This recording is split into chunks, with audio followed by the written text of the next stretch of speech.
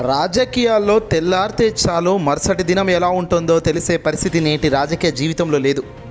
ఒక వ్యక్తిని ఓడించడం కోసం మరో వ్యక్తితో పొత్తులో జతకట్టడం, ఆ వ్యక్తితో ప్రయాణం చేయడం నేటి రాజకీయ కొత్త అర్థం చెప్తూ ఆంధ్రప్రదేశ్లో కూటమి అధికారంలోకి రావడం, ఈ తరహా రాజకీయాలను ఈ స్థాయిలో నడిపించడం అంటే ఇదే అనేటట్టుగా నిలబడింది. ఒక వ్యక్తిని కేవలం తాను గెలవద్దు, తాను ఓడిపోవాలి అన్న చందంగా మాత్రమే పవన్ కళ్యాణ్ ఇదిగో ఈ తరహా కూటమితో జతగట్టి రాజమండ్రి సెంట్రల్ జైలు ఎదుట ప్రకటనలు చేసిన సంగతి మనం ఇంకా మర్చిపోలేదు. ఆ వ్యక్తిని జైల్లో ఎందుకు వేశారు ఏంటి అనేది ఆనాడు ప్రజల ముందుకు వైఎస్ఆర్సీపీ పార్టీ పెద్దలు ఎంతో క్లుప్తంగా ఎంతో వివరంగా చెప్పినప్పటికీ నేనేమీ చేయలేదు, ఊరికే నన్ను అరెస్టు చేశారు అంటూ బుకాయిస్తున్న చంద్రబాబు మాటలను మనం ఇటీవల కాలంలో అక్కడక్కడ గమనిస్తూనే ఉన్నాం. పవన్ కళ్యాణ్ తెరలేపిన ఈ కూటమి పొత్తు మూడు ముక్కలాటలాగే సాగుతుంది. అధికారం వచ్చే ముందు ఇది చేసిన చంద్రబాబు నాయుడు, అధికారం వచ్చే ముందు దాకా చంద్రబాబు నాయుడు గారు పవన్ కళ్యాణ్ ఏది చేసినా చెయ్యి పట్టుకొని తిరిగే పరిస్థితే మనం చూసాం తప్ప విడివిడిగా ఏ ఒక్కరు అడుగులు వేయలేదు. పొత్తులో భాగంగా జెండాలు జతగట్టి ఒక్కటై ఈ జెండా అటు తిప్పి ఆ జెండా ఇటు తిప్పి అందరూ కలిసి జతగట్టి ప్రజలు మెప్పు పొందే ప్రయత్నాలకు శ్రీకారం చుట్టారు. తన సొంత నియోజకవర్గంపై ఇప్పుడు కట్ చేస్తే పవన్ కళ్యాణ్ డిప్యూటీ సీఎం హోదాలో తన పని తాను చేసుకుంటూ పోతున్నారు. ముందుగా తాను నిలబడ్డ చోట గట్టిపడాలన్నట్టుగా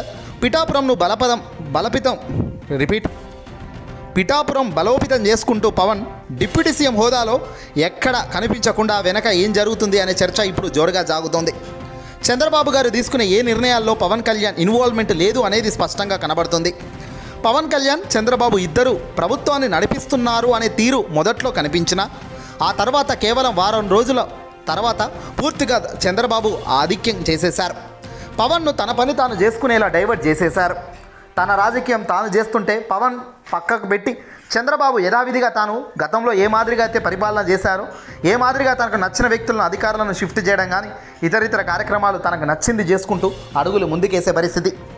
డిప్యూటీ సీఎంగా ఉన్న పక్క రాష్ట్రంలో ఉన్న బట్టి విక్రమార్కను చూద్దాం. రేవంత్ రెడ్డి ముఖ్యమంత్రి హోదాలో ప్రతినిత్యం పక్కనే కూర్చోబెట్టుకుంటారు. ఆయనకిచ్చే గౌరవాళ్ళు సైతం రేవంత్ రెడ్డి గారు స్వయంగా చేయబట్టుకొని డిప్యూటీ సీఎం అయిన బట్టి విక్రమార్కకు అన్నీ రావాలి, అన్నీ హుందాగా నడిపించాలి అనే ఆదేశాలు ఇచ్చారు. కానీ వేరే ఆంధ్రప్రదేశ్లో మాత్రం పూర్తిగా దీనికి భిన్నంగానే సాగుతుంది. చంద్రబాబు గారు, లోకేష్ వీళ్ళ ఫోటోలను హైలైట్ చేస్తూ కొన్ని సందర్భాల్లో పవన్ కళ్యాణ్ ఫోటోలు కూడా ఫ్లెక్సీలో వేసే పరిస్థితి లేదు. ఉచిత ఇసుక పంపిణీ అంటూ ఒకటి బ్యానర్ పెట్టారు, అందులో కూడా పవన్ పరిస్థితి లేదు. అనేక ప్రభుత్వ కార్యాలయంలో సాధ్యం, ప్రభుత్వ పనుల్లో ఎక్కడ కూడా ప్రభుత్వానికి సంబంధించిన ఏ దాంట్లో కూడా పవన్ పైకి పేరు తీసుకొచ్చే ప్రయత్నం చేయబోగా ఆయన అణగదొక్కే ప్రయత్నం ఆల్రెడీ మొదలైపోయింది. దీంతో త్వరలో ఏదైనా జరగవచ్చు. పవన్ కళ్యాణ్ కూటమి నుంచి విడిపోయి తన పని తన మంత్రి పదవి తాను గట్టిగా బలపరుచుకోవడానికి నేను కూటమి వీడుతున్నాను అని కూడా ప్రకటించవచ్చు, చెప్పలేం. అనేక ప్రెషర్స్ అనేక రకాలుగా ఉండవచ్చు. కానీ ఇద్దరు కలిసే అడుగులు వేసి ప్రభుత్వాన్ని నడిపించాల్సిన బాధ్యత ఉంటుంది అని కూడా చాలామంది అంటున్నారు. జన సైనికులు మొదట ఇందుకే ఒప్పుకోలేదు. చంద్రబాబు గారు గెలిస్తే వేరే రకంగా ఉంటుంది, దానికి పవన్ లాంటి వాళ్ళు సెట్ కారు అని జన సైనికులు ఎప్పుడో చెప్పారు. ఇప్పుడు అచ్చం అదే జరుగుతుంది. అందుకే అతి తొందరలోనే పవన్ కూటమి నుంచి బయటకు వస్తాడు అని, ఈ పాటికే లోపల కలహాలు మొదలయ్యాయని, తారా స్థాయికి ఆ కలహాలు వెళ్ళాలి అంటే కాస్త సమయం పడుతుంది కాబట్టి ఖచ్చితంగా ఈ ఆట ఎటువైపు వెళ్తుందో అనేది చెప్పలేని పరిస్థితి అని కూటమి నేతల్లోనే స్పష్టంగా గుసగుసలు వినపడుతున్నాయి. మొట్టమొదటిసారిగా పవన్ కళ్యాణ్ ఎమ్మెల్యేగా గెలిచారు. మంత్రిగా డిప్యూటీ సీఎం హోదాలో బాధ్యతలు తీసుకున్నారు.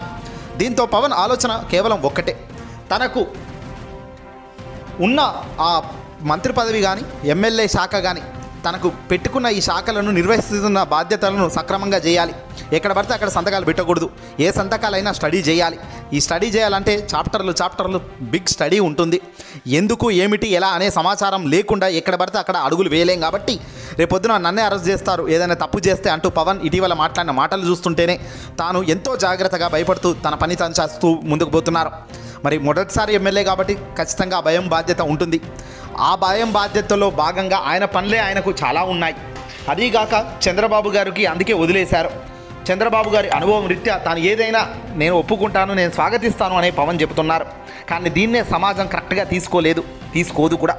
ఎందుకంటే వస్తే ఇద్దరు చేయబట్టుకుని నిలబడ్డప్పుడు ఇప్పుడు కూడా రాష్ట్రంలో శ్వేతాపత్రాలు అంటూ పోలవరం అంటూ అమరావతి అంటూ ఒక్కొక్క శ్వేతాపత్రాన్ని విడుదల చేస్తున్నారు చంద్రబాబు గారు. ఇక్కడ ఎక్కడ కూడా పవన్ కళ్యాణ్ లేకుండా జాగ్రత్త పడ్డారు.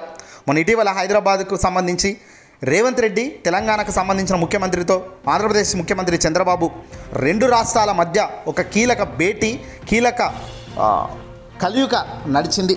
మరి ఈ భేటీలో ఈ మీటింగ్లో పవన్ కళ్యాణ్ లేకుండా ఇది జరగడం అంటే నిజంగా మరో ఆశ్చర్యకరమైన అంశం. అక్కడ రేవంత్ రెడ్డి పెద్దపీట వేస్తూ బట్టిని పక్కన కూర్చోబెట్టి మరి డిప్యూటీ సీఎం హోదాలో తానిచ్చిన గౌరవం అక్కడ కనబడుతుంటే ఇక్కడ కనీసం పిలిచి కూర్చోబెట్టే స్థాయిలో కూడా చంద్రబాబు లేడు అంటేనే అర్థమవుతుంది. పవన్కు ఏది అవసరమో అక్కడే లేపాలి, ఎక్కడ అవసరం లేదో అక్కడ తొక్కి పెట్టాలి అనే చందంగా చంద్రబాబు గారి ఆలోచన విధానం ఉన్నదా అనే కనబడుతుంది.